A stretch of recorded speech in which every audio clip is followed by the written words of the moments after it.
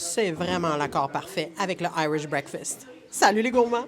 On prépare cette assiette-là pour la Saint-Patrick. Dans le déjeuner irlandais, on retrouve, c'est sûr, des œufs. Après ça, on retrouve une tomate farcie. On va retrouver du jambon de dos. Après ça, on va retrouver du boudin noir.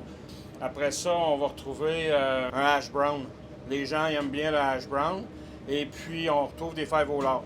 Au lieu de les avoir tomatés, on les a à l'érable parce qu'on trouve que c'est mieux à l'érable pour le Québec. Il ne faut pas oublier le soda bread. Les Irlandais, ils font des bons pains généreux qui sont puissants, sont corsés. Pas corsés, mais costauds dans le sens que c'est fait pour faire une bonne journée. Oh. Cheers.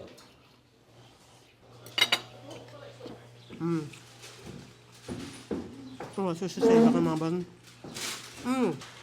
La saucisse de charcuterie Charlevoix, là, elle est vraiment bonne. C'est comme le Irish bread. Dans les Five au lard, c'est la rencontre de l'Irlande avec le Québec. Ça rend l'expérience encore plus délicieuse. Hey, on se prend pas la tête ici. Là. On est là pour le plaisir et le réconfort. Oh, merci. Ça fait plaisir. Cheers. Les Irlandais, ils font le café irlandais, mais avec leur déjeuner, ils vont prendre un thé souvent. Quel genre de thé, genre Earl Grey? Genre. Fait que c'est souvent plus un thé qu'un café. Puis qui donc a introduit l'idée du café irlandais?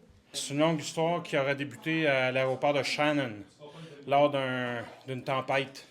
Un riche Américain est arrivé a été retardé par une tempête en Irlande. Il y a quelques tempêtes de pluie.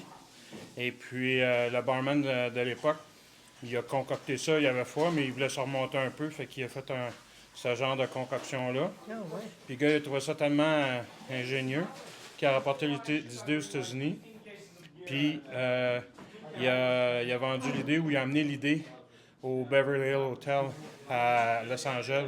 Puis ça a fait comme boule de neige. C'est devenu. D'ailleurs, le Beverly Hills Hotel, semble-t-il qu'il passe quantité astronomique de café irlandais.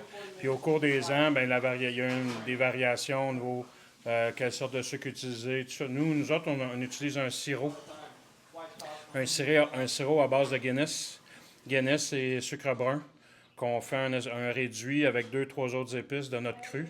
Et puis on le rajoute au café pour donner un punch différent, pas trop sucré, mais juste assez punché au niveau du goût. Là. C'est quoi l'alcool qu'il y a dedans? C'est à l'origine, semble-t-il que ça aurait été du Tullamore Dew, qui aurait été le whisky utilisé. Mais là, nous, aujourd'hui, on prend du whisky. Puis ce qui est important, ce qui est très, très, très important, c'est d'avoir de la crème fraîche, très fraîche. On la brasse pour qu'elle prenne de l'ampleur, elle prenne de l'air, pour pouvoir bien couler, bien tenir sur le café. Oui, mais c'est bon. Puis c'est comme chaud-froid en même temps avec la crème qui est fraîchement montée puis le café qui est chaud.